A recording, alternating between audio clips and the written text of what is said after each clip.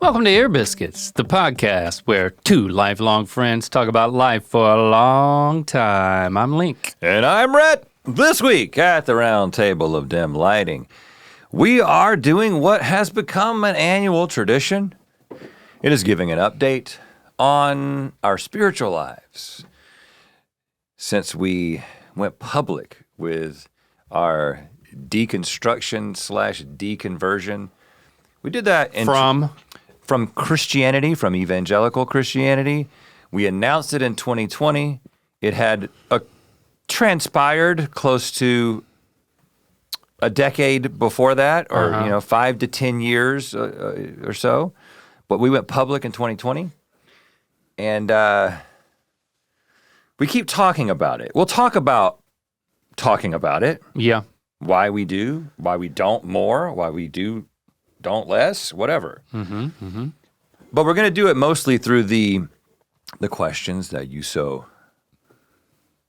graciously asked us by calling the number 1-888-EARPOD1. So most of the update's going to come through that. This is a co-update. We're not going to each get our own episode. Yeah. But would you like to any general notes, make any general statements about where you're at, Link? I think it's probably not much different than what I said last year. Which was? I can't remember. Huh, okay. I think year before last, I started to imply that I was like, that my dogs are my religion. How did that go? It's still going pretty good. I mean, it's definitely good to replace your phone with your dogs. Oh, yeah. So I've discovered that. Like, less phone, more dog petting is something that I have initiated. I've done that for over a year now, and I stand by that. When you pick up your phone, put it down, pick up your dog. Yeah, less God, more dogs. I don't want to enter that debate, but it's not really a debate. I think that I've heard of before, but I mean, I don't want to create that debate. Yeah, the dog versus God debate. Yeah. Yeah. I am I'm in a good place, but it's like a holding steady and still at arm's length.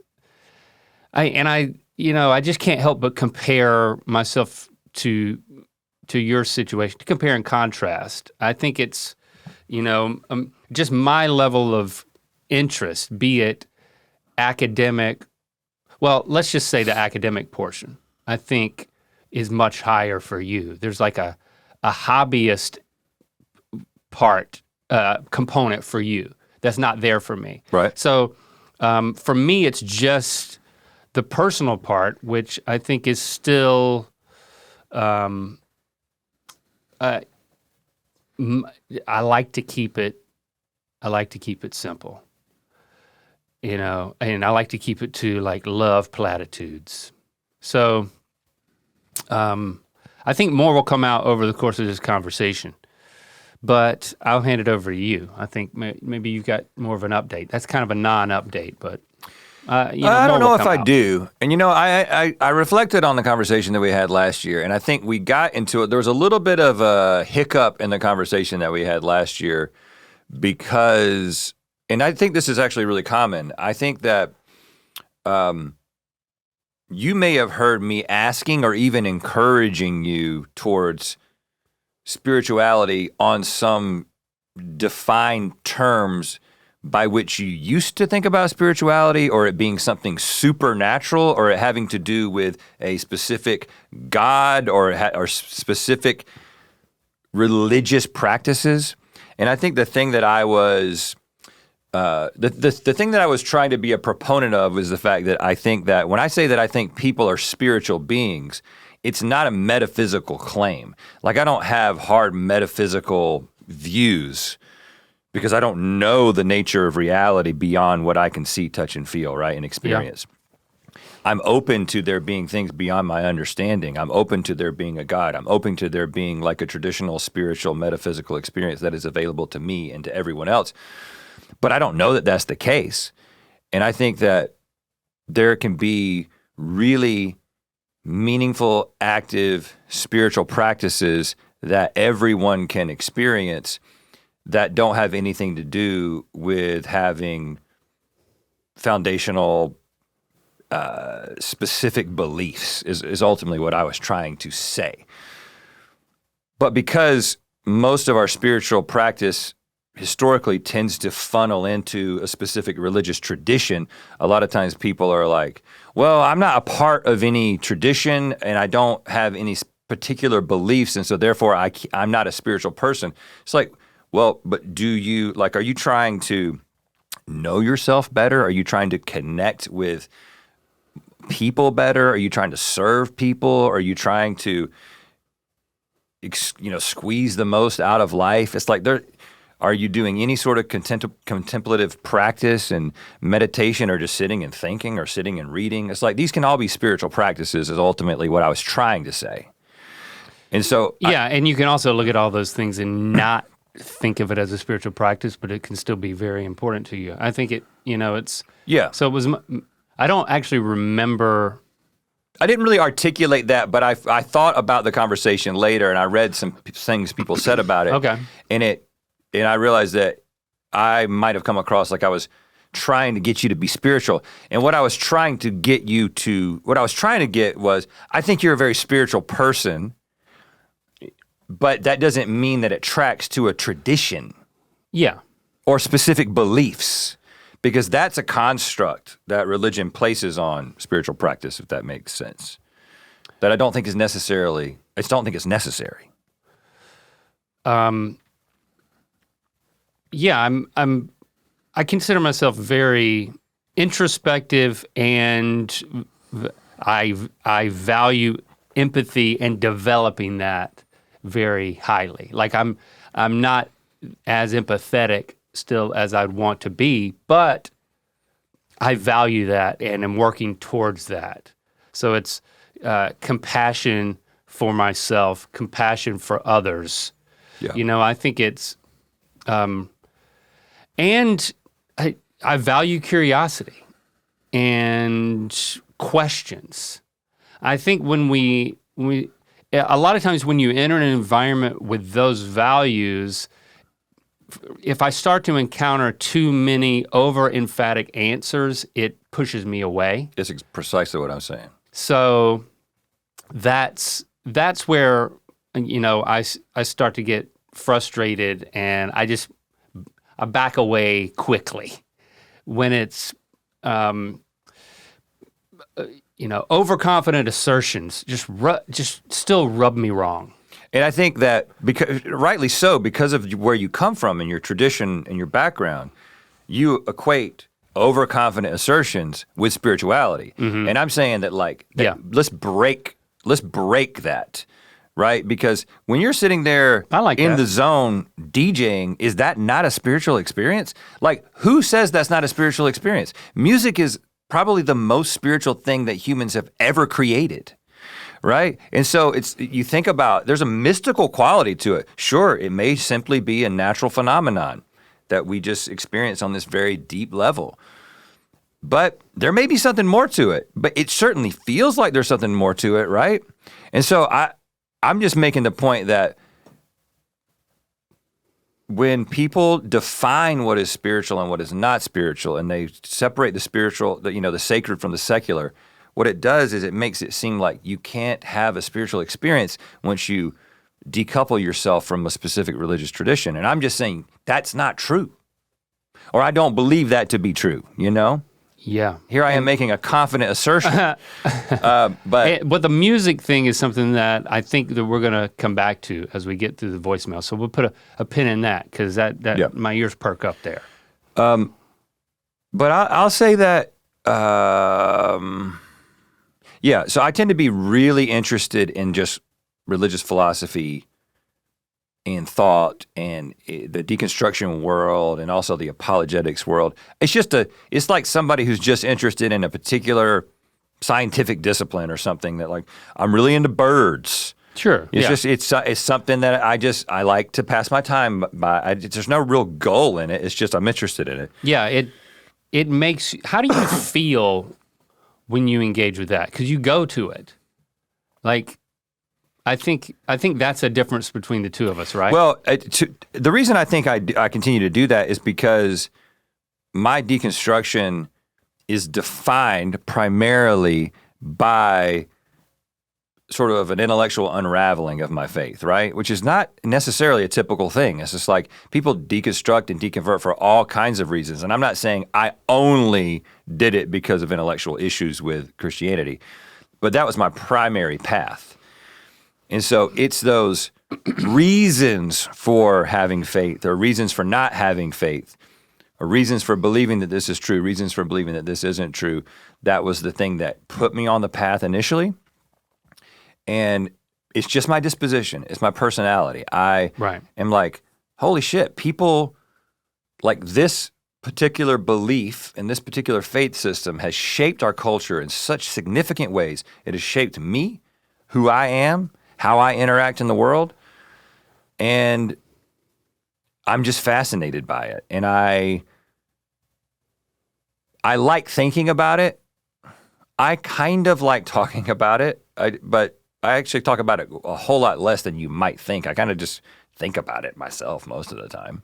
And then occasionally we talk about it on the podcast.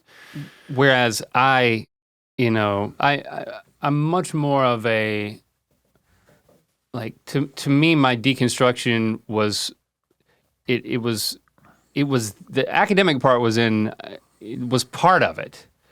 And in how that's where we interacted a lot with each other, but the experiential part of it, and like sometimes the hollow experience or the negative experience is something that, or the practical implications of certain worldview, like how beliefs impact inclusivity and versus exclusivity, and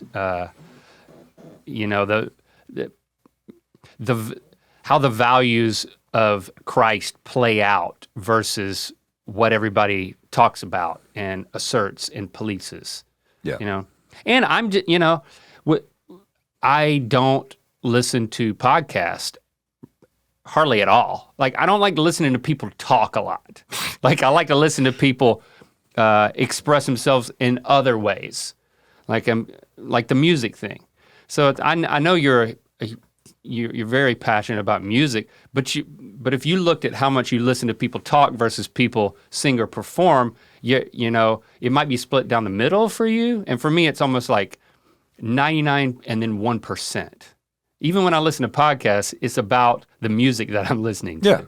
Yeah. So I find myself being drawn to an experience and not to something that's more like ideological or educational. I think I'm like the kid who, when you tell him something, he says, why? And then you tell him and he says, why? And then you tell him and he says, why? Like, I really want to know why. Yeah. Like, I am driven by the why. Like, why are we doing this? And I'm why are we doing this? How does that make you feel? How does that make me feel? Because the way I feel is often a result of whatever the foundational truth is. I can't fully embrace, and that can be a problem sometimes, but like a lot of times I'm just like, I'm not gonna get comfortable until, and that's what sent me on my deconstruction journey, is that I was like, yeah, I know what you guys are saying. I am benefiting from this. I benefit from being a part of this group. I benefit from this belief system. It's pretty awesome. I have a relationship with God. I'm going to spend eternity in relationship with God. That's pretty awesome. But is it true? Because if it's not, just the benefit of it is not going to mean anything to me. It's going to feel hollow. It's going to feel empty. And so it doesn't make me better. It's just there's certain people have certain dispositions, and you just kind of follow that disposition. But like where that leads in terms of, like, before we get into the questions, I mean, I think the thing for me is that with each year that passes, I still feel like I have a vibrant spiritual life in terms of, in many ways, I feel like you can kind of replace some of what I would have called like communion with God or time with the Lord, or, quiet time, whatever, those contemplative times in which I would have told you that I was in a conversation with God, not that I heard his voice, but you know how it is. Mm-hmm. I still feel like I have that element in my life. It feels a little bit different. It might just be through meditation, or it might be through just simply reflection, right? But I do think the thing that I miss about a religious tradition are the things that religion does really well, which is ritual, which is community, which is service. There are things that, because these traditions have existed for a really long time, and there are these foundational truths that everyone sort of assents to that allow for things like community and ritual and service to happen really seamlessly. A lot of times it comes along with a dogmatic, what I think is an indefensible dogmatic, belief system that I'm not comfortable being a part of. But there's a lot of places that have the ritual and the community and the service element and the spiritual practice element that don't have the dogmatic foundational belief system. And I remain tempted to become a part of one of those traditions. I haven't yet. Do you know? It stays in the back of your mind. And my temptation to do that is that I feel like I can tend to be pretty isolated in my thoughts and the things that I'm doing and thinking about. And I think that a lot of times community and service, especially, those two things, aren't things that I naturally create for myself. Mm-hmm. And so I think that faith communities are really good at that. And for people like me, it provides a structure so that you step into it. Yeah, it's just like, well, okay, fires hit LA and shit hits the fan. And then there's groups on the ground doing stuff. And, you got people like Jenna might have a personality where shit hits the fan and you're immediately like thinking about all the places you can get plugged in and the things that you can do, right? That's a certain type of personality. That's just not, I'm thinking about that to some extent, but I would be much more, and we did things and we were a part of some of the relief efforts and raising money and giving money and that kind of thing. It's not like we didn't do anything. Mm-hmm. But if I was a member of a faith community and they were like, hey, guys, Saturday morning, we're going to be at the Rose Bowl, bring this, we're giving it to these. Right. I would benefit from some structure like that, personally. I think I would too, because I tend to experience some paralysis when it's like, it's hard to know exactly what to do and how to serve and how to get plugged in. And it's nice when it's just plug and play. The community aspect for me is something that my needs are being met there. I'm pretty social, and I like working at friendships, and I have a high standard for friendships, and so I invest in that, and that comes naturally to me. So those needs are met and you can't meet all my needs, Rhett. I can't meet all yours. This is something that Christy and I talk about as well. It's like we need other people. You and Christy talk about no how offense. I can't meet all your needs, or you also talk to Christy about how she can't meet all your needs. Both. I have a lot of needs and I think gifts in that area, right? So I always got people that I can connect you're with, very good at connecting with people. And it's like, it's not, it's deeper and it's valuable, and it's, it's when the shit hits the fan, it's like, I would like to think I got a lot of people who would come to my aid, so I wouldn't be taxing one person too much. I'm trying to spread my needs around, you know what I'm saying? But yeah, the community aspect of church for us was very plug and play. Of course, it's got that, like, you can't choose your family dynamic. That's the thing I've been enjoying, is that it's taken a few years, but I've been able to be pretty choosy about it. It's honestly one of my hesitations. It's just like, am I going to start going to this place, and it's just like, what if I don't like the people? And that is just a selfish thing to think. But yeah, it's just like I would like some people I can talk to about some of the things that I think. I am, interestingly, one of the things that I am beginning to do is that there are people out there on the internet who talk about these things in ways that I find compelling and edifying, and I'm beginning to connect with them. Okay. And I actually think that, and I might have one or two on the podcast later when you go out of town. What? Great idea. But yeah, I think that there's, our friend Mike is really good at doing this, at connecting with people he connects with people through the internet. Mm-hmm. It's not just people who are here. And that's never been something that you or me have been into. Because none of these people that I'm connecting with live in Los Angeles. But there still can be like a meaningful conversation. And then maybe when I'm like, oh, I'm traveling, I'm coming to your state, let's get together. Like, so I don't know. And again, one of my many flaws is that I start to connect with somebody and then I ask myself, why are you connecting? Like, what is this leading to? Like, what are you going to do with this person? Does this lead to a project? Like, that's the part of my brain that always has to create a project out of something. And I'm like, no, what if it's just connection? What if it's just connecting with them? Just for the sake of connection. Again, I have to like get my brain out of like project mode. So I'm getting there. So that's kind of where I'm at. There's no big revelations.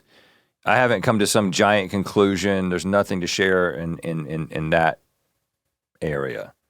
So you want to get to the I'm kind of glad. You want to get to the questions? I'm glad you don't have a revelation. Well, you would already know if I did. Yeah, because then I'd be like, I'm not, don't sign me up for another one. I don't expect, by the way, to have a big revelation. I'm open to it, but it's not like I feel like something is missing. You're not looking for it. It's just implied in the word update that there's going to be something to. I don't feel like anything is missing, but I feel like I'm still in process. Sometimes you're buying something or you're booking something or you're paying for something and then all of a sudden, bam, you get hit with a fee. Oh, man. Movie fees, airline fees, concert fees, game fees, brick fees, all types of fees. I'm done with the fees, Rhett. Yeah, when we're trying to make progress, life's curveballs often feel like taking one step forward and two steps back. A Chime checking account makes financial progress easier with features like no maintenance fees, fee-free overdraft up to $200, or getting paid up to 2 days earlier with direct deposit. What really stands out to me is the Spot Me feature. Picture this, you're running low on cash, but an unexpected expense pops up, and instead of stressing, Chime spots you up to $200 with no fees. And your next deposit takes care of it. Chime even lets you share financial boosts with your friends to increase each other's Spot Me limits. It's like having a financial community in your pocket. Make progress towards a better financial future with Chime. Open your account in 2 minutes at chime.com/ear. That's chime.com/ear. Chime feels like progress. Banking services and debit card provided by the Bancorp Bank N.A. or Stride Bank N.A. members FDIC. Spot Me eligibility requirements and overdraft limits apply. Boosts are available to eligible Chime members enrolled in Spot Me and are subject to monthly limits. Timing depends on submission of payment file. Fees apply at out-of-network ATMs. Hit it. Hi, Rhett. Hi, Link. This is Brittany. I do have a question about your deconstruction. Do you ever get tired of talking about it? Bye. Short and sweet, to the point. Yeah, I think we kind of already answered this one. Like, for me, the answer is yeah. It's like, because I have concluded, it's not that I'm that I don't have like executive function, or maybe that's not the right word. That I don't have beliefs or that I don't come to mental conclusions. It's not like I just experience my way through life and I don't really think about anything. I do have thoughts. Okay, you've made that clear. I'm full of thoughts. You've made that clear. But I'm just like, adamant answers when I do have a foundational belief that we really don't know. So don't come at me with this, It just makes me mad. And I don't want to be mad, and I don't think the people who believe that they have answers need me to be mad at them. I don't think that's, it's just not an exchange that I'm interested in. So that's why I don't engage there. And I definitely don't want to be the guy who's saying things and it inadvertently sway somebody. I don't know. I just so my instinct is just to back away. So You want to leave? Kinda, but Okay. I'm glad to be a part of this conversation with you and answer some of these questions. But yeah, I feel that way a lot. It's just not how I don't even have a finish to the sentence. Okay. Yeah. But yeah, a little tired of it.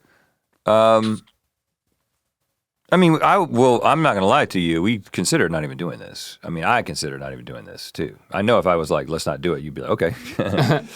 I'm torn on this because I do like thinking about it. I do like talking about it, but I don't necessarily like talking about it on the internet. For a couple of reasons. Like, first of all, I feel like our primary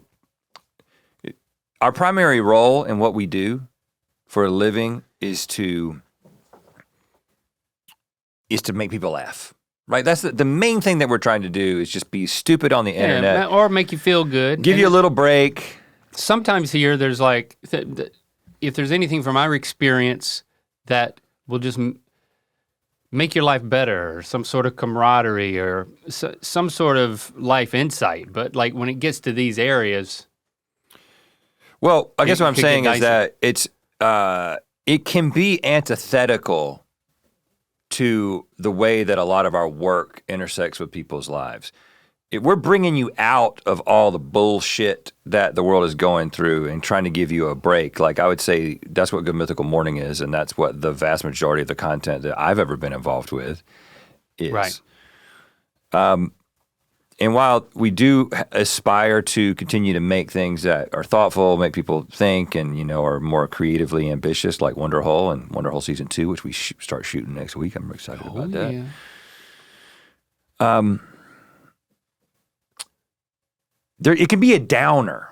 It can be a downer to talk about this stuff that to some degree, right? And I just come kind of like, I don't want to be the guy that talks about this. There's a part of it is that for me.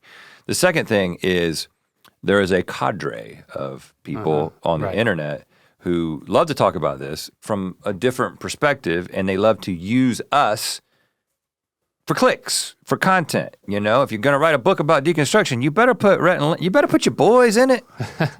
You better put your boys in it. And they do. Even this morning, there was, we saw that there was a new book coming out, and the social media,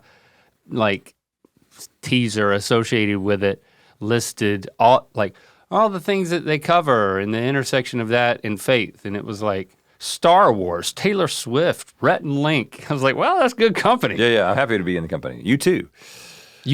The band, not. Yeah. And so I don't like being fodder for content. Like I said when I first told my story, I don't like being the youth pastor apologetics curriculum, the basis for the curriculum. Right. And I feel like every time we talk about it, we give people ammunition and we give people content. I'm not thrilled about that. But there's also some pressure there, right? Because it's is everything going to be analyzed? Yeah. Oh, yeah. I'm going to misspeak. Up one wall and down the other. I'm going to misspeak because I know a little bit. I don't know a lot. I'm going to be wrong, but I'm going to be taken out of context, and I'm going to be. It's easy to pick what I say apart because I'm not that careful with what I say. I'm not that educated about this stuff. I'm not a scholar, That's the clip they're going to pull right there. And so it's pretty easy to pick me apart. But the thing that keeps me motivated to talk about it, and if I ever talk about it more, if I ever lean into like a project of some kind around this subject, it would be because I truly do believe that it can be helpful for people. You know, I've heard from enough people where it has been helpful. And I know that when I hear people articulate things that speak to my experience and resonate with my experience, it's really encouraging to me. Those are the people that I'm connecting with behind the scenes, you know, people who I'm like, yeah, I love the way you talk about that. And so if I can provide that, if we can provide that for people, then I think that it's worth having to put up with the being taken out of context, used for content, or being slightly perceived as like talking head. You think you know what you're talking about when you're just trying to be funny and be lighthearted, you know? So. And I'm happy to talk about it.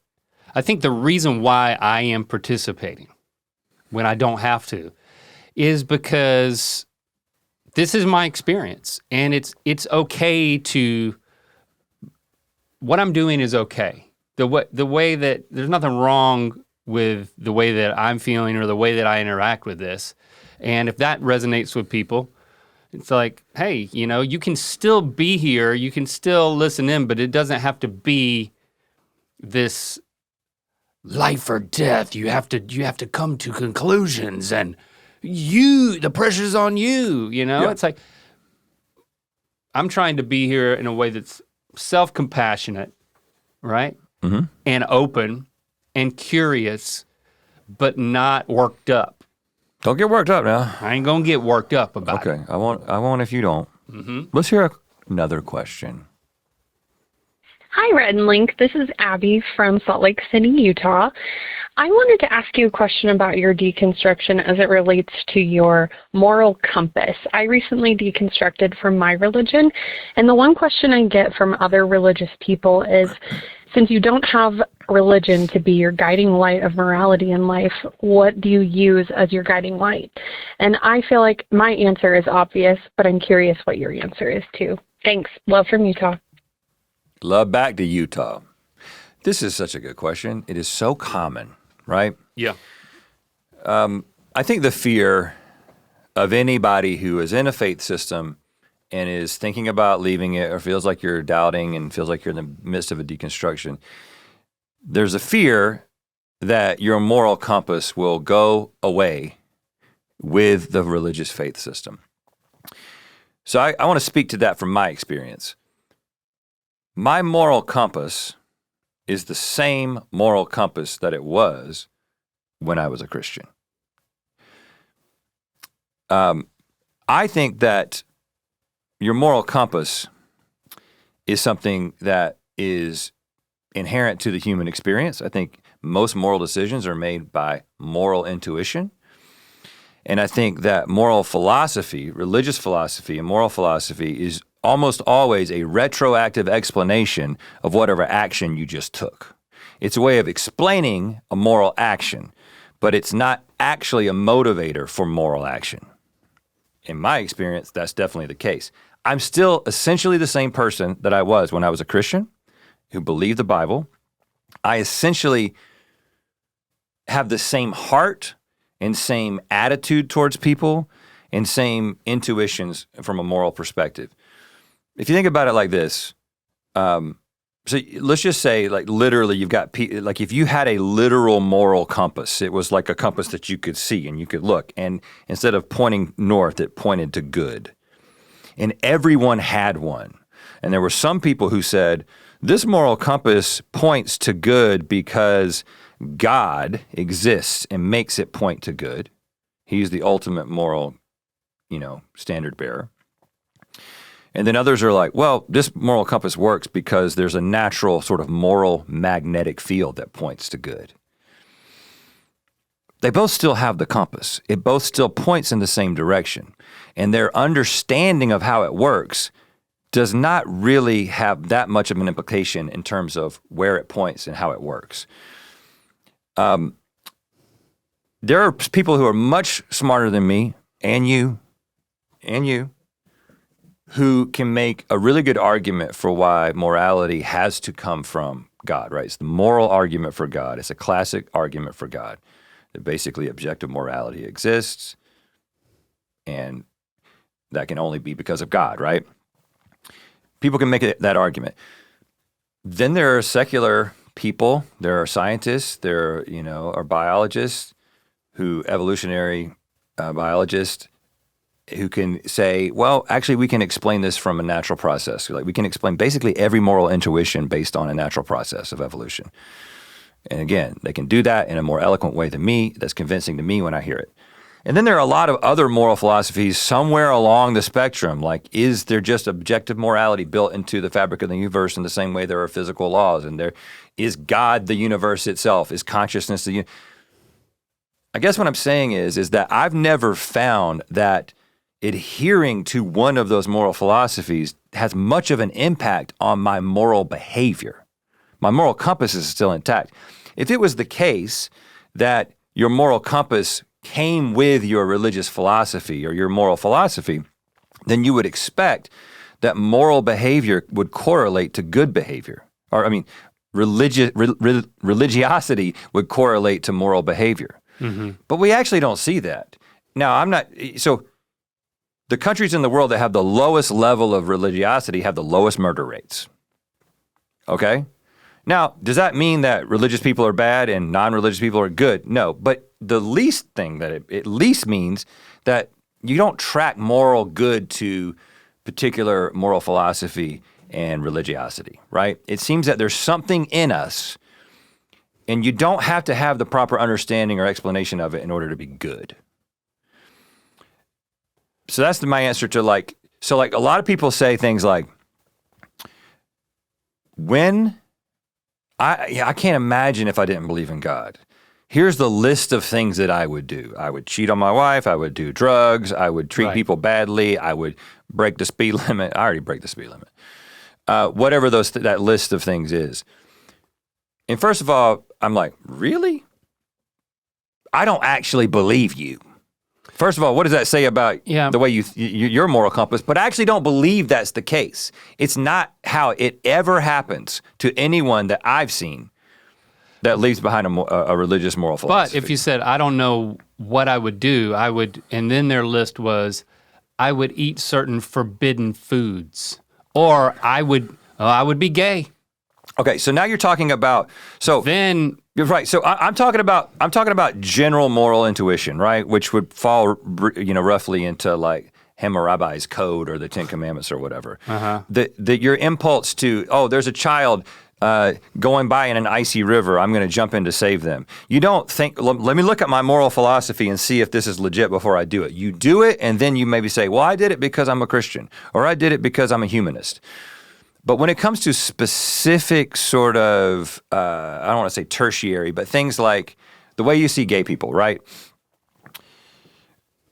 Yeah, I do think that your particular moral philosophy has an impact on this. And I think this is where, from my experience, which I would say now I roughly subscribe to what you might call a secular humanist moral philosophy, right? It's that what is moral correlates with what is best for human flourishing, or maybe the flourishing of conscious creatures. Some people will use that terminology to spread it out beyond humans.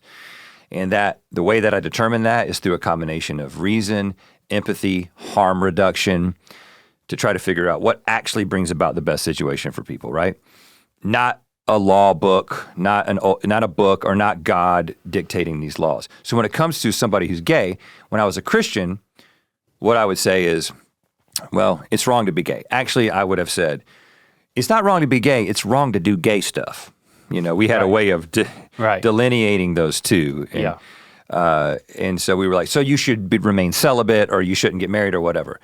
And now if I evaluate that particular moral situation through a secular humanist framework, and it's about human flourishing, I would be like, well, actually, based on my experience and the people that I know who are gay, who are in a relationship, I think that it's better for them to embrace their sexuality and be in a meaningful, loving relationship, a consenting adult relationship, than it is for them to deny their sexuality and be celibate, or force themselves to deconvert, or to go through conversion therapy and try to, become heterosexual. The interesting thing is even when I was a Christian, I was really uncomfortable with what I had to believe about gay people based on my commitment as an evangelical Christian. It actually wasn't consistent with my moral compass. And it was where my moral compass was the same that it's always been, but my moral philosophy was in slight conflict with my moral compass. And then I had to think and believe and say things that actually I didn't really feel to be true. And now that my moral philosophy is something that's based on human flourishing, it's consistent. And I can say I actually have a reason for why I think that now that they're consistent. But I kind of always thought the same thing, if that makes sense. And I think that, first of all, my experience post deconversion is that my instinct to be the type of person that I can stand, I stand behind my actions, There's integrity. There's all of my. I haven't done anything. I haven't gone nuts. I haven't gone wild, like no wild oats type thing. Yeah. Now we talk about like assessing morality from the outside, but if you are gay, your experience is that, okay, if I am true to myself, this is good. This is good, and this is true to who I am. It's like when you're on the inside of that experience, it's different than on the outside and like issuing it as a law. Yep. Now, I'm going to play devil's advocate for a moment, right? Because I used to be a very good Christian debater, right? And I would have said, okay, so if a gay person, if what you're saying is that the standard is to be true to yourself, what about the pedophile? A pedophile being true to themselves is attracted to children. Should they therefore have a relationship with children? Now, again, there's a really easy answer to this. It's not a gotcha, like a lot of Christian moral philosophers like to think. Okay. Because the big difference is that there's the problem with the pedophile relationship is that there's a child involved who cannot consent to this. We're talking about harm reduction and consent. These are actually not that, it's not that complicated. Like we can have a consistent moral philosophy that is based on embracing yourself and harm reduction. And obviously there cannot be a sexual relationship between an adult and a child that doesn't cause harm, right? It causes harm. And so I would just say, I would just be careful when we talk about it's about being true to yourself. It's like, I do believe that, but the reason you can be true to yourself and your sexuality if you're gay or if you're bi is because you can do that in a way that continues human flourishing with you and the person that you're in a relationship with. Like it doesn't compromise human flourishing. I'm just. Yeah. Once you get into Good point. So just making that point because that's the thing that. Yeah. I never don't have the old Rhett on my shoulder ready to shoot down your new argument. Okay. Yeah. Anytime you want to bring pedophiles into this, fine, Rhett. Next question. Hi, Rhett and Link. I have a question about deconstruction. To preface, I have a similar story to y'all. My name is Allison. I grew up in rural North Carolina near Locust, if you know where that is. Yep. I went to UNC Chapel Hill, and I did Campus Crusade. And I grew up Southern Baptist. Okay. When I moved to New York City about 5 or 6 years ago, I began the deconstruction process, or what I would consider the deconstruction process at least. But I'm still in the thick of it. And my question to y'all is, do you ever worry that you're wrong? And if you do worry that you're wrong, that maybe there is a God and there is the Christian God, do you ever worry about hell? As I said, I'm a Southern Baptist, so it's been always on my mind. Anyway, love y'all. Thank you for what you do. Bye. You worry about hell, man? I don't think about it. Yeah, I mean, again, this is a personal assertion that I've made. Like I just find myself being compelled that there's that just doesn't make sense. Oh, because it makes you feel good, it comforts you, lets you go on sinning. I just don't. Yeah, I don't buy it. I don't buy it. I don't buy it either. I like everything about you except the fact that you went to UNC Chapel Hill. But you know what my beautiful wife did as well? We talked about this last year, but it's such a good question, and it's such a common question that I think it's worth talking about again. So I can honestly say, and again, this is my experience. I can honestly say that I do not ever fear hell, right? I did for a while, especially in the midst of deconstruction, but no, this is not an issue for me now. And for me, the reason I don't fear hell is the same reason that I didn't fear dying and coming back as a grasshopper when I was a Christian. Because I didn't believe in reincarnation. Billions of people do believe in reincarnation, but I didn't. And so therefore, I never thought about that outcome. It never crossed my mind. It's the same reason that when I go camping, I'm not scared that Bigfoot's gonna come and attack me because I don't believe in Bigfoot. Now, I'm not saying that belief in hell or belief in reincarnation is equal to belief in Bigfoot or as unreasonable as a belief in Bigfoot. But I'm just using that as an example to say that if you don't believe that something is real, then you don't fear it. Now, how does that apply to hell? Now, for me, hell was like a late part of my deconstruction. It's the first part for a lot of people because they're uncomfortable with it. A lot of Christians even begin negotiating the concept of hell and say it's not eternal and it's whatever, because it's uncomfortable. Rightly so, you have a heart, it makes you feel uncomfortable that God might send the majority of the people that he created to eternal torment forever because they did not choose him. Having a problem with that just means you're a sane human being. But fearing it is based in buying into the system that presents it as a reality. I lost my faith in the system, and so hell kind of fell through the cracks with it. But since my deconstruction, as we've talked about, I'm still really interested in this, and I continue to study all this stuff and listen to a lot of people who are smarter than me who study it and are always in the deep end. And one of the fascinating things about hell is that the concept of hell, probably what you have in your mind when you think about fearing hell, I'm going to say is not a biblical conception. If you look at the Bible and you're only coming to conclusions about what the afterlife is based on the Bible, and you're taking the Bible at its word, it's going to get a little bit weird. It's going to start out as like people believed in Sheol, which is tattooed on my arm right here, which is a place that everybody went, regardless of what you believed, and it was a dark and dreary place, and there was some weird underworld kind of aspect to it.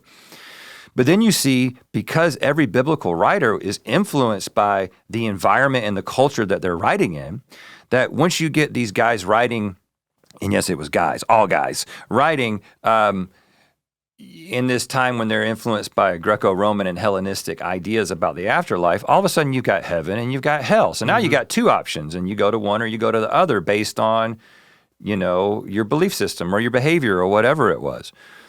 But even then, this idea of a place of eternal torment and fire and brimstone, a lake of fire, you start seeing some of that in Revelation. This is not a perfect, solitary, homogeneous picture that the Bible creates. But because of the extra biblical idea, Dan McClellan is great at talking about this, essentially, the idea of the univocality of the Bible, which is something that we believed when we were evangelical Christians, is that the Bible is God's word, and so it's consistent in everything that it touches on because it's one voice, right? Mm-hmm. It's one voice, and that's God's voice told through people, but it doesn't contradict itself. That's the idea. And so therefore, you have to take all these instances of talk about the afterlife and you have to put them together in one conceptualization of hell. And that was something that once the Bible came together, after all these books had been written, and the church fathers were figuring out, what are the true books of the Bible? What's the canon, which happened a couple hundred years later after it was been written, when it was finalized at least. That was when they were also finalizing this concept of hell. and specifically what it is and what you now fear. And I will say it's a really, really effective mechanism to keep people in the religion. Get them in by promising eternal life in heaven. Keep them in by saying if you leave, you're going to go to the bad place. These are really, really good effects. It's why religion is really popular. It's really, really effective. It's great propaganda.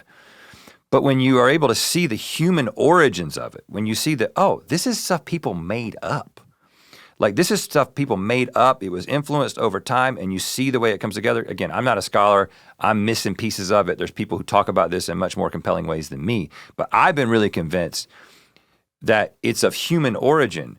And it's just like when you're watching a horror movie. Sometimes I'm watching a horror movie, and I love watching horror movies, and horror movies are very, very scary. But I know they're not real. And one of the ways that, you watch a horror movie, and I completely give myself over to it in the moment. I let it scare the hell out of me, right? But then I got to go to sleep.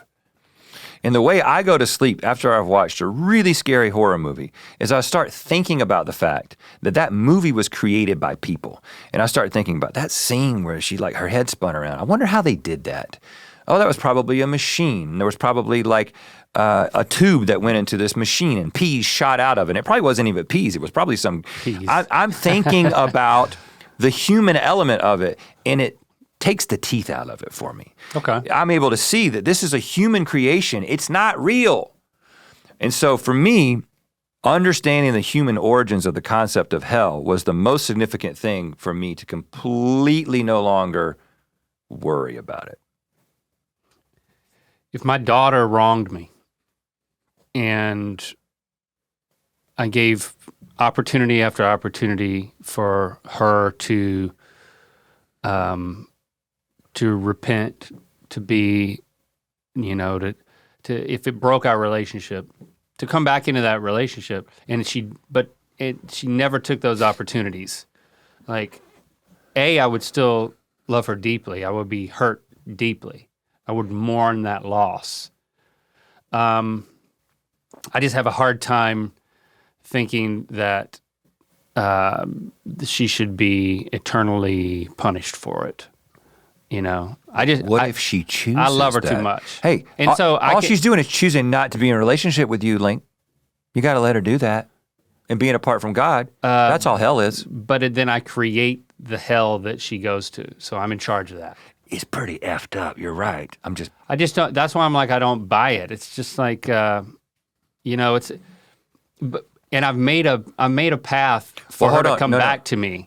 I know what you can do. Is you can become a baby. Right.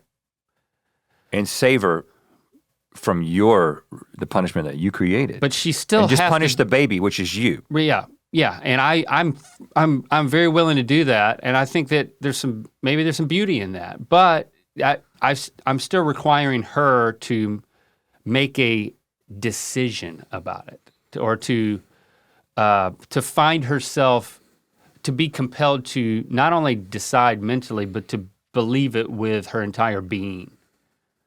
And if she doesn't, that's still, she's still gotta burn. I just can't. But you were a Calvinist, man. You were in the Reformed Presbyterian thing. I was. So it really didn't matter anyway. It's did you choose to love her or not? It was a good homeschool community. Okay. So it was the praise and worship sucked, by the way. Well, I was, yeah. I was in charge of it.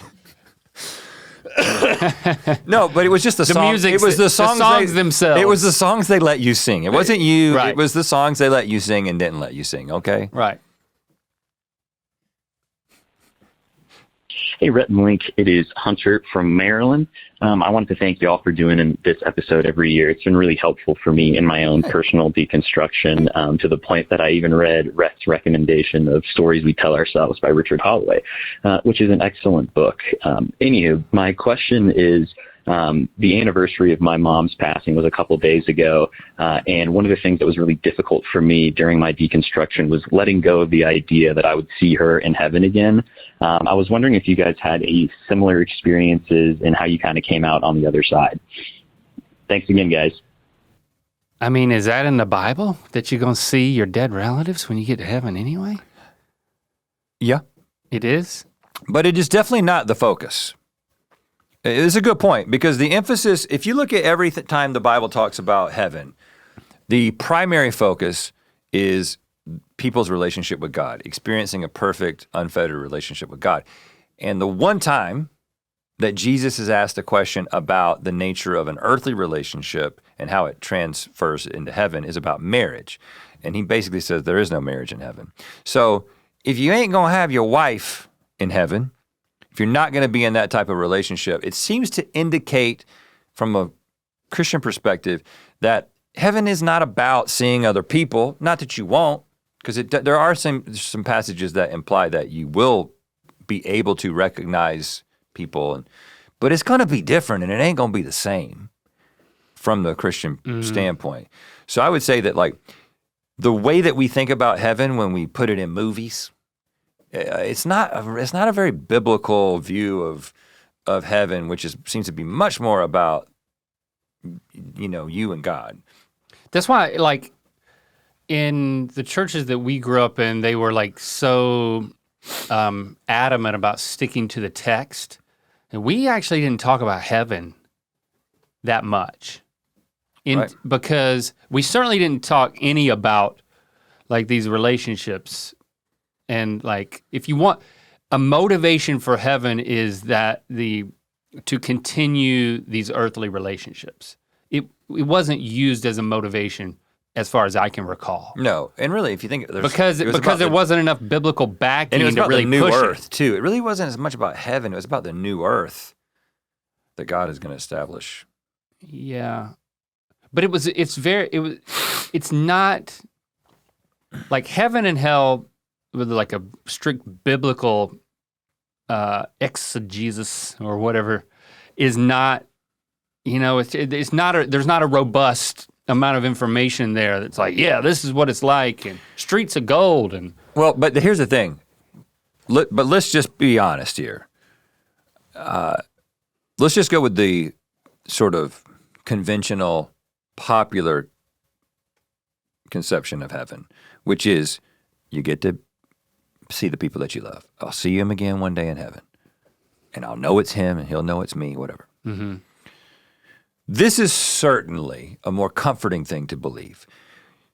When someone is dying, or I'm the world's worst at saying the right thing when someone has lost someone. Okay, I gotta work, I need a class or something. I need at least a YouTube video. I'm not good at comforting people. It's just not my thing, and I'd like to get better at it. They're in a better place. But when you got the religious card to pull out and you can be like, they're in a better place, you'll see him again one day. Like, these are better things to say than the particular consciousness that you understood and knew as your grandfather ceased to exist a few days ago and will never exist. And when you die, that will also happen to you. And so good luck, buddy. You know what I mean? Like, that's not particularly comforting. I will say, it's not that uncomforting to me at this point in my life. When I used to sit in my bed as a boy, and I would think about, when you start thinking about eternity, you start thinking about heaven, you start thinking about, I'm going to be there forever, and then I'm going to be there forever, and then I'm going to be there forever, and it's never going to end. And I can't imagine how awesome it's going to be, and maybe time won't mean the same thing, but as me, this little finite boy who's stuck in space and time right now, that is a terrifying thing to think about, regardless of how good it is. Vampires are not the most satisfied individuals. Right. There are times, when I start thinking about the fact that one day I'll cease to exist altogether, and it's not. First of all, I may go on. I'm not saying I don't know. There may be an afterlife. It'd be cool. I want to see other planets. I've made this clear. Maybe that's part of it. But if it's not the case, for personally, it doesn't bother me that much. But I will say that religion has the advantage in the talking about death and comforting people, which, ding, ding, ding, should be a hint for maybe one of the reasons we came up with it. Yeah. You know what I'm saying? I mean, I have not experienced the loss of like my partner. I mean, that is a different thing that like we've not felt. Exactly. But I do, like, I think about Christy passing, and I do think that it'll be like, well, we had a good run. I just think I've believed this enough that I'm like, yeah, I'm making the most of this. I'm making the most of the time that I know that I've got. It'd be a bonus if there's some sort of relationship on the other side, but human experience dictates that all good things must end. That's just that's what happens. Yeah. We experience that all the time, and sometimes it's absolutely heart-wrenching, and I don't know. I don't want to keep talking about it because like I said, I haven't experienced it, and I know that I've got relatives who have, and they take God forbid losing a child. They take comfort in that. When you lose someone that it feels like they went before their time, mm-hmm. and then you're just like, that's it. You can see how the idea that, well, it's not it. In fact, you'll spend most of your existence with them. It's just a little break. This is a really comforting thing to believe. A really comforting thing to be able to say to someone. Yeah. In fact, it's so comforting that there are times when I think that it's just worth believing it. And I don't argue with people when somebody's on a death. I can't believe it. But this is why you talk about like us talking about this. I've become more sensitive to like not wanting to talk people out of it. Right. Right. Because if you got your shit together and this is what you believe and it like works for you, I really don't want to come along and first of all, I'm probably not going to. Let's just be honest. Like if you want to believe people believe what they want to believe. They do. Yeah. Nothing I'm gonna say. Don't piss in corn. It's gonna make people think that God's not real. So if they got one foot out the door and they're like, I kind of don't buy this, then I think some of the things we say might be compelling. But like, I just think this idea of, I have many relatives who are still very strong Christians and not happy that I'm not, right? Mm-hmm. And I never talk to them about this stuff. They will ask me questions about it, and I will do my damnedest to change the subject. I do not want you to stop believing. I am not trying to talk you out of this. I ain't trying to make your life more complicated. I don't want you to have to figure out where you're going to go on Sunday. Like, this works for you. Keep doing it. You know what I'm saying? Like, because if the idea that you're not going to get to see somebody or whatever, the comfort that it brings you, it's just like, who am I to take that from you? Right. It's not that important. Jenna, can I put you on the spot? I always appreciate what you have to say about death. You're Sure. I know you're cool talking about death. Yeah. You're smiling right now. She loves it. You're not taking joy in it, but you're familiar with it. I'm quite familiar with it. Yeah. The years have been unkind in the death thing. So yeah, I've got quite comfortable with it. What's the question? What do you want to know? I guess the question is like, how do you deal with the desire to want your relationships to be forever, but then if you have the belief that they're not, how do you get, where are you at on that? I don't think that, I think my relationships are forever because the feelings that I had for those people when they were alive are still the feelings I have for them now. So for me, those relationships are not gone. They are just different. I like the idea of the science behind Newton's third law.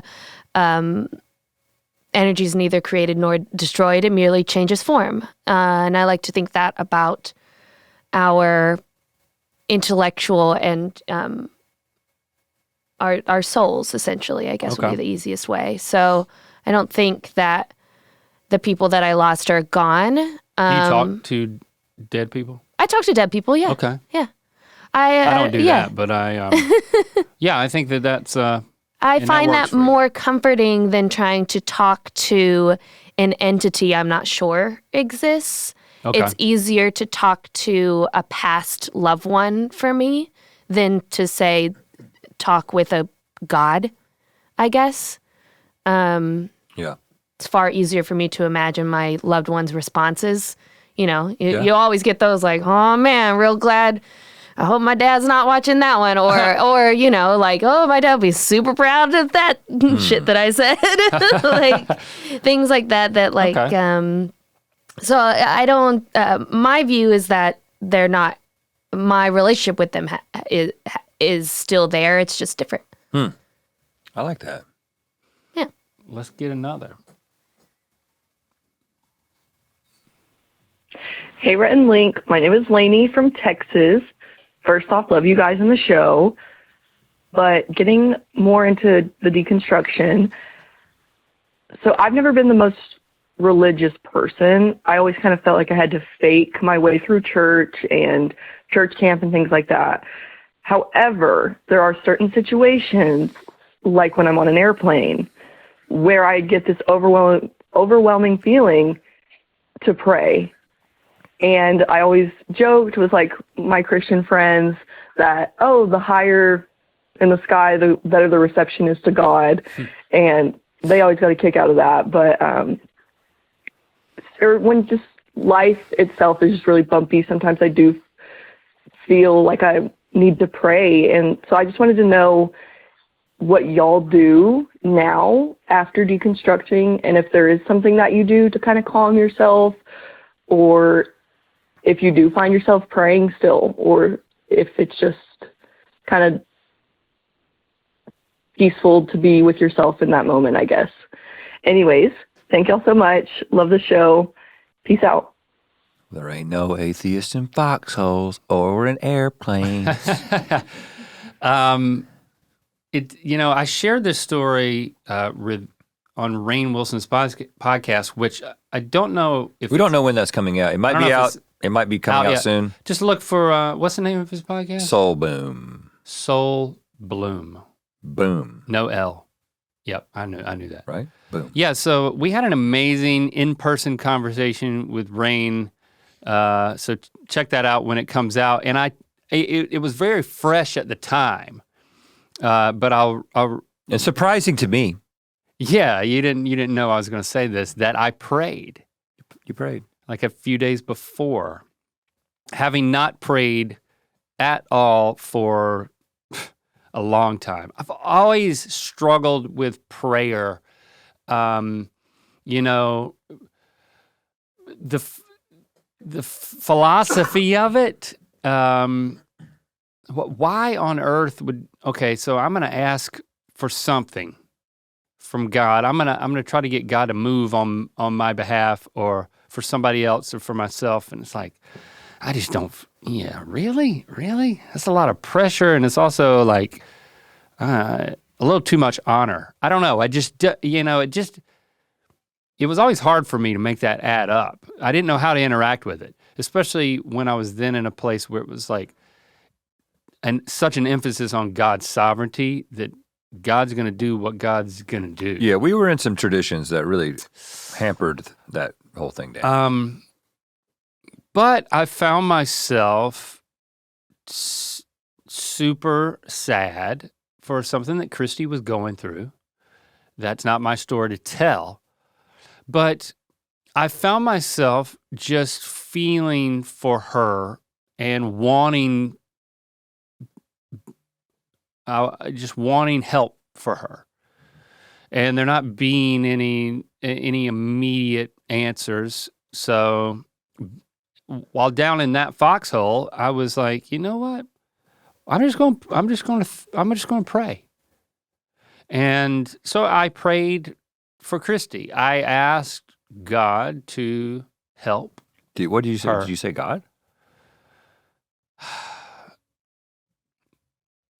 I didn't say, "Dear God." I didn't write a verbal letter. You didn't say Heavenly Father? I didn't say Heavenly Father. And I didn't say what I used to say when I would be compelled to pray as a Christian, but I would always have to start with, "I'm so sorry that I haven't prayed in so long." And I'm really at a point where I need to. And no, this one was just, I just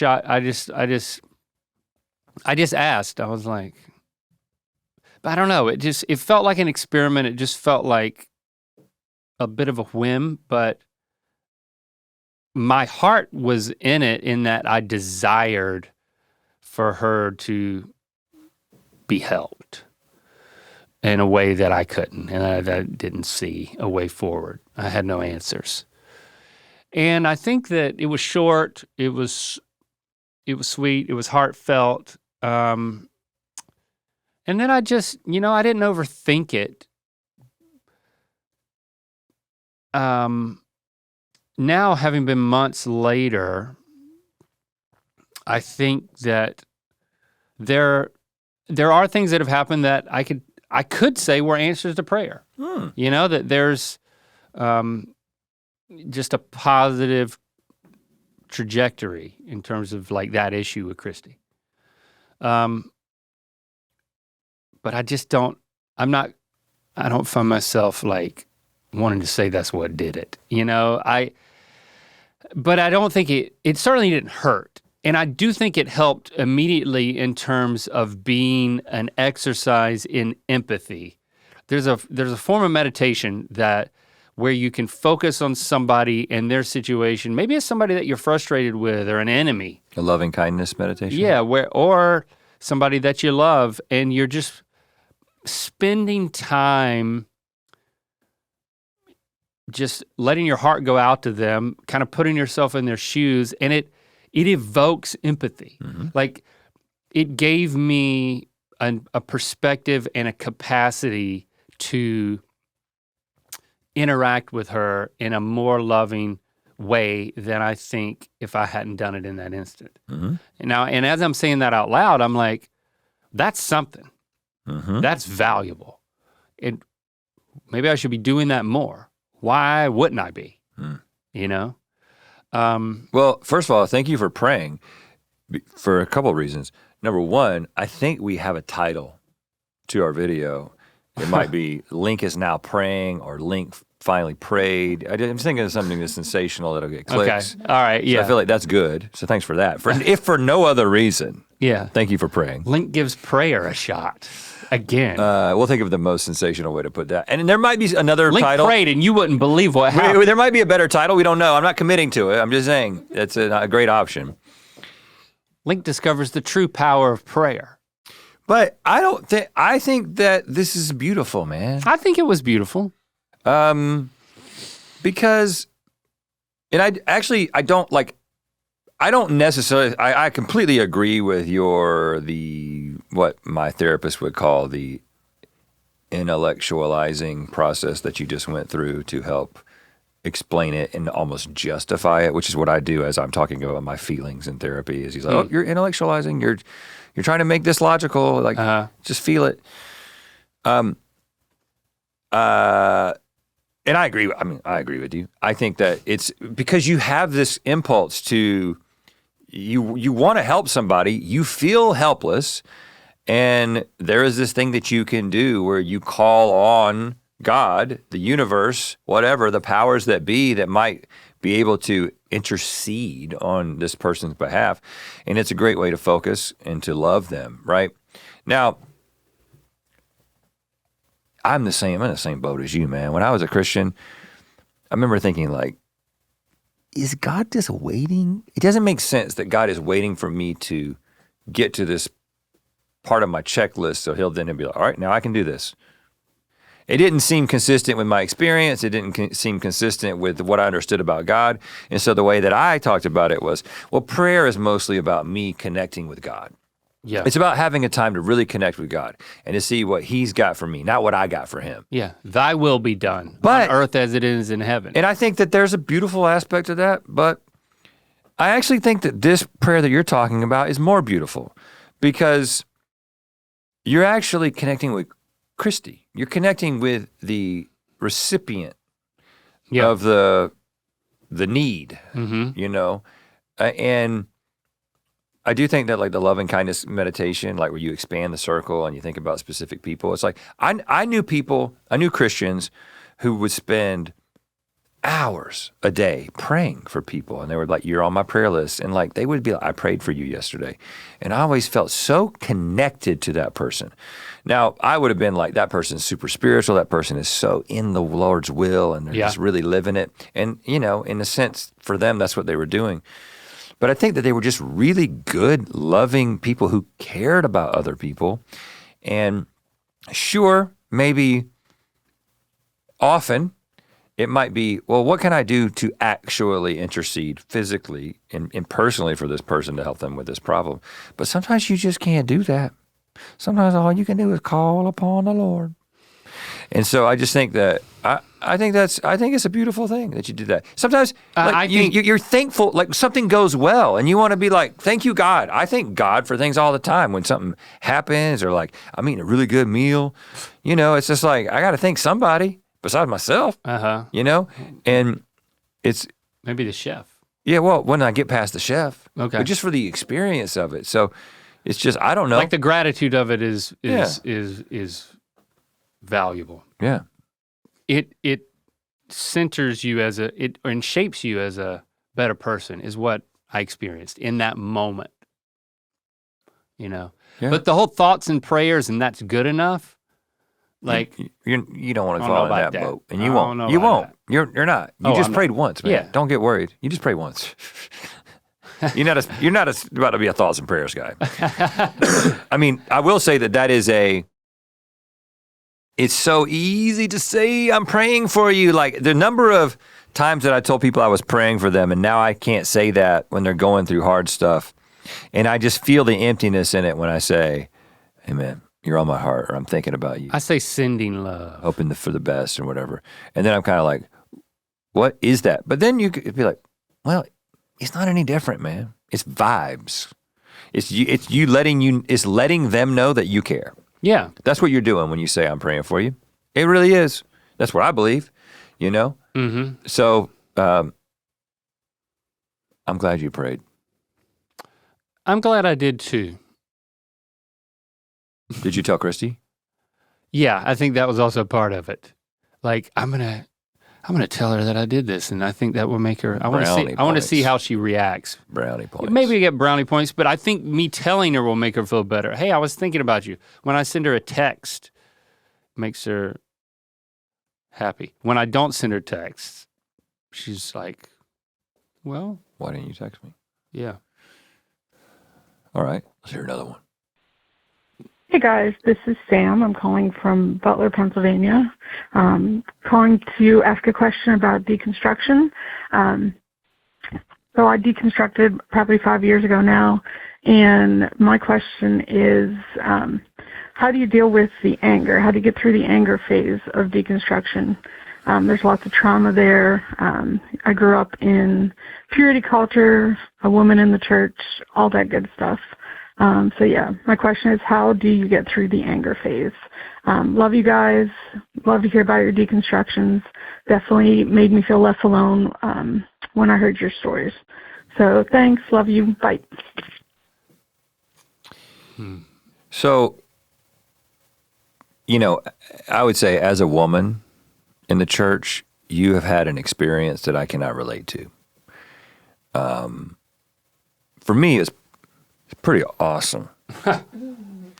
It was pretty awesome, like being the one that was supposed to be in charge, was the one that got to talk, was the one that got to lead, was the one that got to be in charge of my family. Like Christianity is pretty awesome for dudes. Yeah. You know, I'm just going to be straight up with you. It's one of the reasons that dudes are really into it right now, if you haven't been paying attention. Mm. Christian nationalism is a pretty cool thing for dudes. Not so much for the women folk. And the experience of a woman in the church, I mean, I'm married to a woman who was in the church. You are too. Mm-hmm. And they have a very different perspective. And when they start getting honest and they start telling you what they were thinking and what they were experiencing and the lies that they were telling to themselves in order to kind of get through what they were going through, it's like, whoa, I am very ashamed that I was a part of that, honestly. And so I'm sorry for you, to you, that this is your experience, and you have every right to be angry. And listen, there's a lot of people who, it might not just be because you are a woman, it might be, and this is the common story with a lot of people, is that you were done wrong, you were betrayed, you were abused. These stories are super common, and so there's a lot of trauma, and with that trauma comes a lot of anger. And I'm not a therapist, but I don't think there's anything wrong with being angry and working through that anger. Right. I almost feel guilty. I kind of feel like one of the people in the fires whose house didn't get burned down and every house around me got burned down when I think about my deconstruction, because I wasn't betrayed. I wasn't let down. I wasn't, I didn't have somebody do something crazy to cause me to be disillusioned. I just started reading. I mean, honestly, it's like that was my experience. And but for yours, I mean, I would just say therapy. Yeah. I mean, so it's but because it's not, anger's not bad, and it's like you said, it's justified. Yeah. But you got to find a way to work with it and through it. Yeah, but what I will say is that there is an anger that happens that's not as personal, and that is I would say the anger that I experienced was an anger of just like kind of mad at myself in one sense, like feeling like you got duped and feeling like you were lied to. There's an initial sort of, oh man, I can't believe I believed this, and I can't believe that they made me believe this, and I can't believe that they gave me these really bad answers to my questions, and that I kept believing them for so long, and they weren't good answers, and I finally realized that. I'm so mad. Like, you kind of go through that phase initially, but the thing that has helped me with that is, man, everybody's just doing the best that they can. Okay, are there some truly evil people in the church? Yeah, well, there's some truly evil people everywhere. There are truly evil people in every movement, every institution, every organization, every city, every neighborhood, and they find their way into everything. But the vast majority of people, I think, are just trying to get by. They're just trying to make decisions to make their lives okay and lives good for the people that they love. And, a lot of people, you're religious or you're a Christian or whatever because your parents were, or you kind of realize that there's got to be more to life. And then when people start tearing down your belief system, or you watch a YouTube video that makes you doubt something, and then you go and say, Christian's got a good answer for it, and you're like, okay, well, Jesus did resurrect. Okay, it's reasonable for me to believe this. And you go through the process of sort of building your faith back up. That is a totally natural thing. And I don't think, I've gotten to a place where I'm not mad at the people who are defending the Christian faith or continuing the Christian faith or being apologists for it or giving answers that I actually think are bullshit. I'm not mad at them because they're doing exactly what I did and what I would do and what I would be doing if my life hadn't been a little bit different. Right. I'm not any better. I just went on a different path. And, so it's like I'm not mad at my old self. I'm not mad at the church. I'm mad at people who do bad stuff, but that's everywhere. People do it in the name of all kinds of things. And we should take a stand against that. But the people who get caught up in these things, it's like you just can't, But again, that's different. It's different. If you were a woman, if you were abused, right, you got a different story. Mm-hmm. Yeah, I'll say to that as well, just that, that's kind of a lot of a woman's existence within those kind of patriarchal structures anyway, when you come to terms with it and that anger hits, it's like you also deal with the shame of we are told we're not supposed to be angry. So I don't know. I would sit with that anger. I would lean into it. I'd have a good time with that. Sometimes doing things out of spite is really fun. So Agreed. I would like if more women got a little angry and just embraced it. And that's okay because we're allowed to have the full spectrum of emotions. And women got a lot to be angry about. Yes, just as much as men are told, men are kind of told the only emotions that is ever okay for them is anger. And I just want to say to the men out there too, you can have a full spectrum of emotions as well. We can all have those. Yeah. I think somebody who's been really pivotal in talking about this issue, which I'm hoping to have her on as one of my guests. I've been talking to her about it. Yeah. Is Brittany Hartley. She's got a TikTok account, if that's still a thing.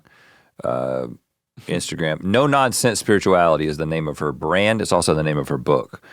And she is a deconstructed Mormon who actually does a really good job of talking about this from the perspective of a woman and two women in a way that's really meaningful and says a lot of really compelling stuff. We're probably going to be talking about her book. So if you want to get ahead of it, I don't know when we're going to do this, but if you want to get ahead of it and go ahead and read Brittany's book, No Nonsense Spirituality, which if you're somewhere down the line of deconstruction, if you're like, this is not a book for people who are like still in the faith, but it's people who are, trying to figure out what spirituality looks like during and post deconstruction. I think she talks about it in as compelling of a way as I've seen. So it really talks a lot about this, how different it is. It was really eye-opening for me. I mean, I was like, I went to talk to Jessie right after I listened to this one chapter. And I was like, and even though I've understood, like Jessie talks about her trauma in a very different way because she basically like took a completely different path than she probably would have taken if she wasn't in the church. But like, it's a big wake-up call for men, like but there's just so many things that we don't understand about the advantages that we have enjoyed, especially in religious spaces. And I would say in post-religious spaces, it continues. And that's what she helps people see. Hey, Rhett and Link. My name is Natalie. I'm from Sacramento. I just moved down here to Alhambra, California, so I'm new to the SoCal region. What I wanted to ask about, well, here's a little background. I've been deconstructing from my Christian religion for 3.5 years now. I was raised Seventh-day Adventist, so, we're kind of a different kind of crazy in my opinion, but something that still bothers me to this day that I'm wondering if you guys have a similar experience with is praise music. I find praise music to be very triggering. I can remember going to church camps and youth groups and Vespers and stuff like that and, singing praise music, but everyone around me would be like sobbing and crying, and I didn't know why I was sobbing and crying too, and I didn't know why I couldn't stop. So even now I can't appreciate the music anymore. It's just very triggering. So I'm just wondering if, since you guys, you're musicians, you love music, do you have things like that? How do you overcome those things? I'm lost. Yeah. I appreciate it. Thanks, you guys. Music is an amazing, like, main line to emotion and connecting the artist you're listening to with your own experience, or if it's directed towards a certain subject matter or circumstance or spiritual reality. It's a different way than just a cognitive, intellectual way to connect. And there's something almost magical about the ability, the way that we as humans respond to music. Not to mention other animals, plants, in some studies. Some studies. Question mark. So within the church, all of these things can be used to create a rewarding, edifying, connecting experience to God. You might also say that it could be a tool to simulate that. You know, it's interesting because I'm such an experienced person and I'm also such a music lover that my experience within the church was a bit detached. I think another part of me is that I'm like to emotionally connect with something. Like I have a bit of a block when it comes, like I don't cry during movies or like you do during like a well-made commercial. A well-made commercial. Like I don't do that, right?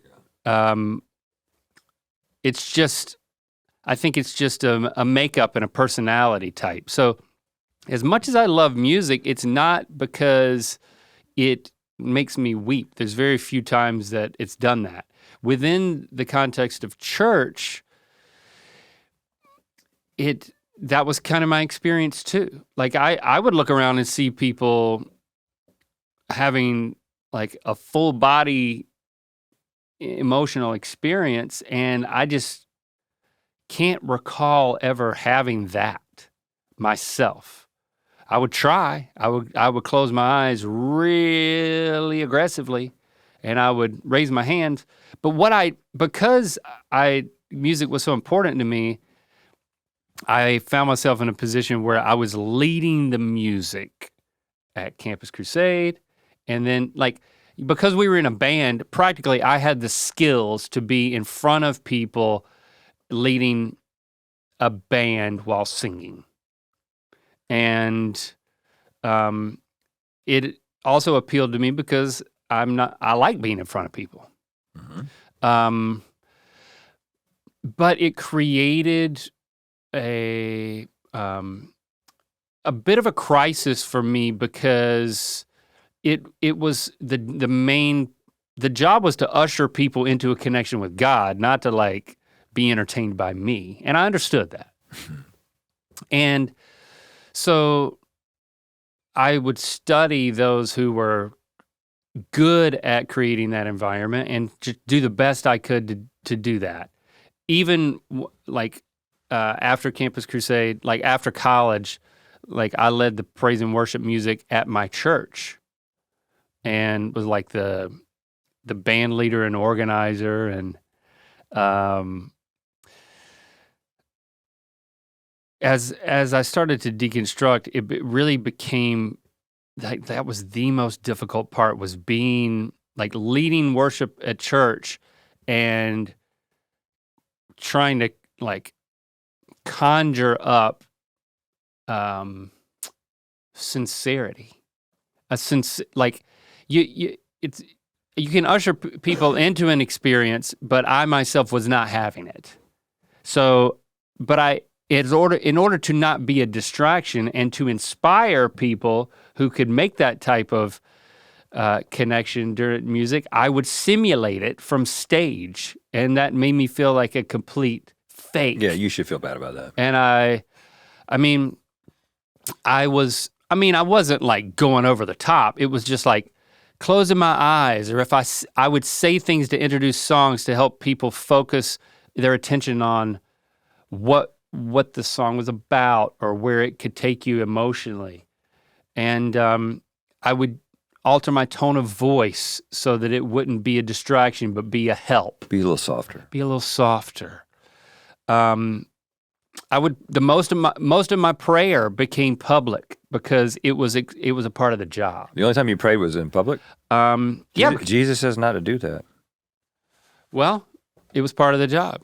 And then it became the type of thing that like, I could not take it anymore. I couldn't do that anymore. I just couldn't live with myself. And I started talking to people about how I might step down, maybe one friend or two friends, but not anybody who was like in like church administration. But then we moved and you didn't have and then we moved. You didn't have to worry about it. And I didn't have to worry about it. And it was such a relief to not have to go through a painful like stepping down and then being around, like, what's wrong with you? Or maybe going to another church or something like that.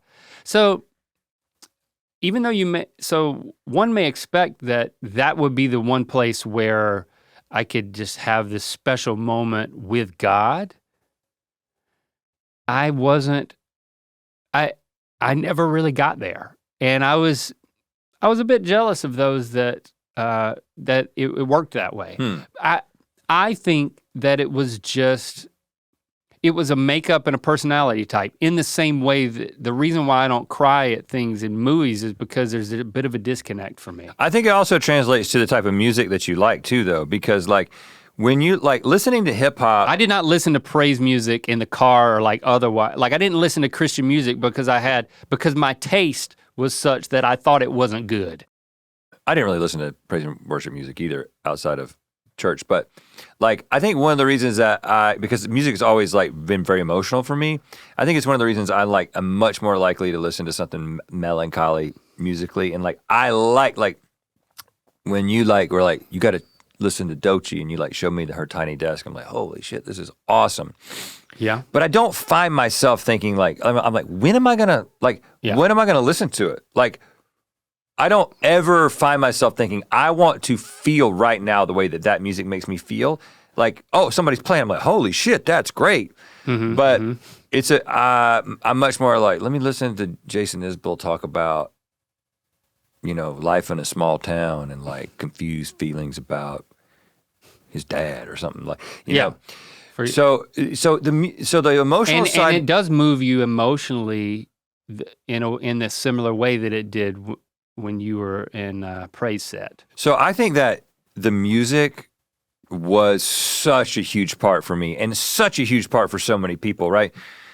I mean, people make decisions about what church they go to now because of the praise and worship band.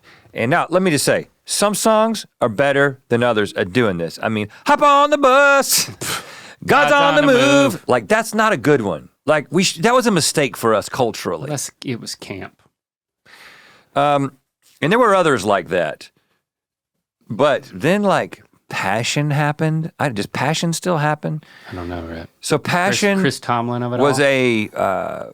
this gathering of students, and they had the best praise and worship. And we all wanted, Campus Crusade was like, we were like the cheap imitation of Passion, but we thought we had the theology on point, so we were like better anyway. But we were like, man, they've got the musicians are so cool, and the music is so like legit, and everyone's talented, and like it's so emotional. And I think that it's such a huge part of it, especially for young people, man. It's so good. God. And then if they were Australian and did that, the whole Hillsong thing. Oh my goodness. Here's the thing. I can still be deeply moved by the right praise and worship song. It's so easy because, I mean, it's just chords and words. I will say that hymns too, I think about like, was it Be Thou My Vision was sung in our wedding, a cappella? I think there's a few different things sung in our wedding. And man, it's funny, because I don't know if you've seen this in one of the scripts yet, but like in one of the episodes of Wonderhole Season 2. Oh yeah. I rewrote an old hymn to fit the situation. Yeah. And like I was like listening to these hymns, and like the right people sing it, man. It just takes you someplace. It's transcendent. For you. Yeah. Oh yeah. And I would say, it's easy to tap into that. Now I did watch, I sent you and Christy and Jesse that TikTok of, I think he's probably a Christian, I don't know. It was a TikToker who was doing a compilation of 90s praise and worship. Yeah. And a medley. And he would just go one to the other, and he's like killing it. It got a little cheesy. It was nostalgic. But like, I'm like, damn, we sang so many songs, and it was such a huge part of that whole thing. To me, it's not. To Jesse, again, this is where I think it's about my experience. To Jesse, triggering. Mm-hmm. To me, it takes me back to this place where I was the MC. I was saying the funny things up front. I was introducing the speaker. Yeah. I was launching a career in comedy. It takes me back to being a complete fake. Right. So to me, it's all good memories because I got really lucky. And then I'm kind of like, man, you can't really, there's been like atheist churches where they like sing like Imagine by John Lennon. And it's like, man, that ain't gonna work. That ain't gonna work. You ain't gonna do nothing with that. You know what I'm saying? Like it might be fun for a little bit, but it's not gonna last. Because I think they can have the same experience. They can I saw somebody talk about how I think that Christians who are really into praise and worship music and think that they can't get this outside of church just don't go to concerts. And I'm like, okay, yeah, I can see that. Like you go to a concert for something you're really, really into and like it can get deeply emotional. People write deep, emotional, introspective songs outside of the church. I completely agree with that. But there's something about everybody being gathered together and all believing the same dogma that creates a connection that is really hard to replicate. It's like, you believe this thing that other people don't believe? Yeah, but we believe it. Let's sing about it. Ooh.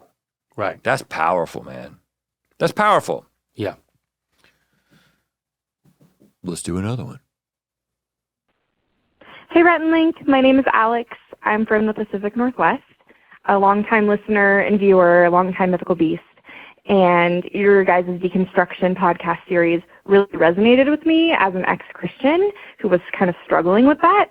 And I have a question specifically for you, Rhett. You described yourself at that time as a hopeful agnostic. I had never heard that terminology before, and I loved it, and I kind of decided to use it myself. And I'm wondering, Rhett, if you still stand by that, if you still call yourself a hopeful agnostic. Are you still hopeful? And what are your thoughts? How are you feeling? How would you describe yourself now, so many years later? Anyway, thanks, guys. Love you both, and yeah. Thank you for the question. Yeah, I still consider myself that. A lot of people, man, everybody has a tendency to get really like, get their panties in a wad about stuff. In the atheist community, they're like, anytime you start talking about being an agnostic, they're like, yes, but are you an agnostic atheist? Like, they're two different things. Because, atheism and theism is about what you believe, and agnosticism is about what you know. I think that's the delineation. I'm like, guys, come on. Let's not reintroduce these fundamental concepts. It's like, from a colloquial sense, agnostic is just basically saying, I don't know, I haven't come down on a side of the fence. As Alex O'Connor, who is an atheist, he talks about, I can't remember what issue he was talking about, but he was like, I will die on this fence. It's just like, I want to stay on this fence. I fully believe that I'll probably die on this fence of not knowing. But when I say hopeful, what I'm saying is that, yeah, I kind of hope there's something beyond what I can experience with my physical senses. Like, it kind of makes sense to me, right? It kind of makes sense to me. But the two choices that I am given of it being, it just is because it is, and that's the way that it is, and it's all natural, or no, it is the creation of an all-knowing, all-loving, all-good being. Those are your choices. I don't think those are the only choices. I think that's very limited. That's a very limited way to think about it, right? It's like, why do those have to be the two choices? There are lots of other ways to think about this. I was kind of just BSing when I talked about this on Good Mythical More one time, but when I talked about how the thing that makes the most sense to me is that the whole universe is God, and God gave birth to itself and split itself apart, and its goal is to bring itself back together. And that's why every time we connect with one another or we connect with nature, we are bringing God back together to itself. I don't know if that's true, but it's a beautiful thing. It's a beautiful thing to think. Okay. But what would it explain? It's also weird. It's weird. Is it any weirder than the other two alternatives? No. Let's be real. Huh. Because what would it explain? It would explain that to the average person, there seems to be some intention. There seems to be this like intention to existence and what's going on, but there also seems to be some chaos and some hands off the wheelness at the same time, right? There seems to be a lot of randomness. It seems like this is a really weird way to go about creating something, but also the fact that there's anything at all that has the ability to contemplate its own existence is pretty freaking cool at the same time. Yeah. And So we're little pieces of an exploded God? Well, I don't believe that. I'm just saying that theory. I do. Now I do. Here's the thing, is that if the right person and the right government had adopted that idea, that's what you'd probably believe. Do you know what I'm saying? Yeah, I think I might. And I'm just making the point that when I say that I'm agnostic I'm saying I don't know. And I'm also saying I'm okay with that. I'm open to knowing, but I find it a little bit interesting that we've been around for a long time and there's been billions of us for hundreds of thousands of years and nobody's figured it out yet. That's why I'm not looking, honestly. Nobody's figured it out yet. So I'm just like, if you really find it, I guess I'll hear about it. So if there is a God, I'll be over here listening to Dochi. I don't know the nature of that God, but I'll say one thing. It does not seem to me that God is particularly interested in me having a full understanding of exactly how I'm supposed to respond. Yeah. And like, of course, I know, I got the old Rhett on my shoulder. I know, it's like, well, that's why God sent Jesus and that's why I got the Bible. And it's just like, yeah, you believe that. I don't. I've been there, okay? I've been in it and I came out of it. You believe it, that's great. Like I said, I'm not trying to talk you out of it. I'm talking about me. I don't believe it, and I'm just as happy. Life is beautiful. Life is mysterious. And I am hopeful. I'm hopeful. It's a little bit hard to be hopeful so far in 2025 as an American, but I am hopeful. I still am generally hopeful. This is good. This is a good place to end it. You know, I am hopeful that it's really, really helpful. Do you remember what it was like? Do you remember what it was like to believe that God was in control and that he had everything figured out? Felt good.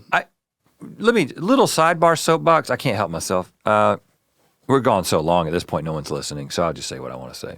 Okay.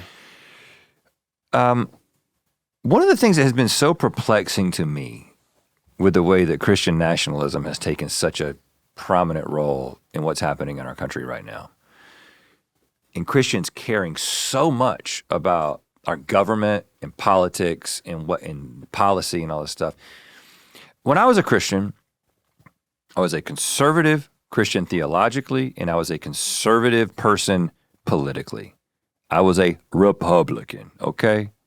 I voted for Bush. You know what I'm saying?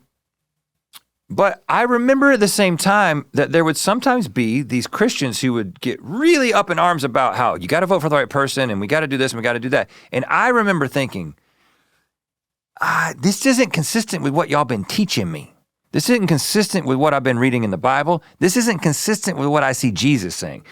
Because what I see Jesus saying is that, you know, the kingdoms of the world, they come and go. That's not really our prerogative or our interest.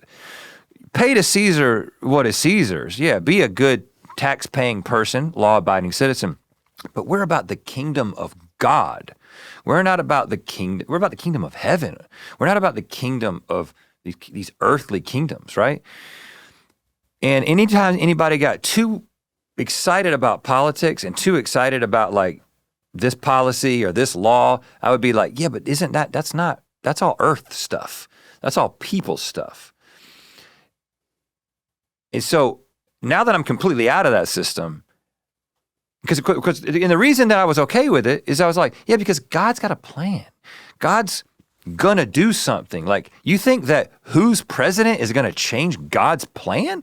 Like, God's gonna do all this stuff. He's gonna make it all right in the end. It's like, we can't screw the earth up too much. You think God's gonna let global warming be a real big problem when he's just gonna like burn it all up at the end and replace it with a new earth? Like, he's got it under control and he's my God. Everything's cool. Don't get too upset or worked up about anything that's happening on earth. That's how I thought.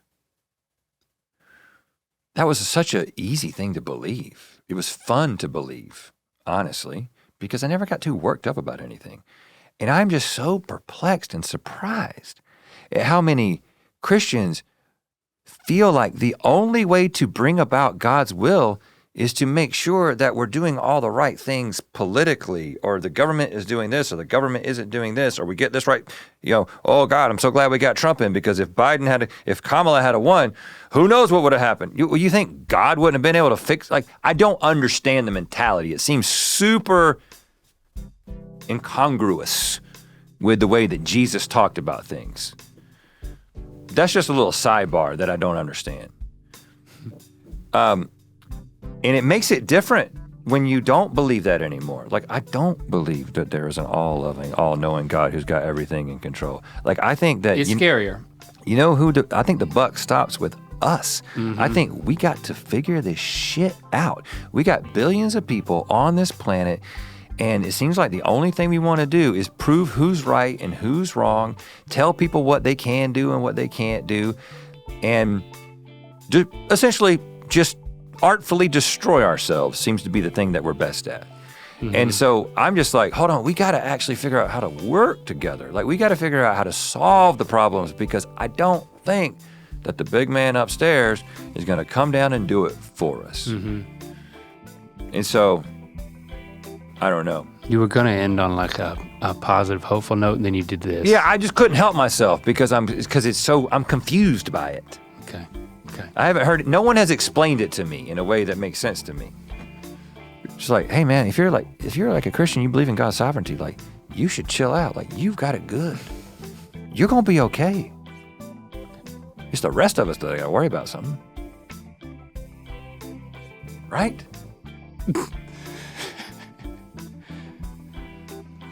Anyway, this has been fun. Yeah. I'm kind of hungry, and my neck hurts from looking this way so long. But other than that, thanks for listening. Thanks for your voicemails. Are we going to do this next week? No, we're not. We're done with this subject. I mean, are we going to do the podcast? Yeah, we're going to do the podcast. Exactly. It'll be different. It will be. We'll talk at you next week. But it'll be kind of the same. It'll still be us. Hi, this is Olivia. I know I have listened to you all since 2014, just when I started college. We were just wrapping up memories of the last year in 2024. My husband and I got married last year. And I just wanted to call and thank you all in small ways. You've had an influence on us. We eloped last year at Glen Oaks, Big Sur, and we chose that area because of just hearing you talk about it on the podcast and how special Glen Oaks was. So thanks for having that recommendation and that influence on our lives. We appreciate you. Bye.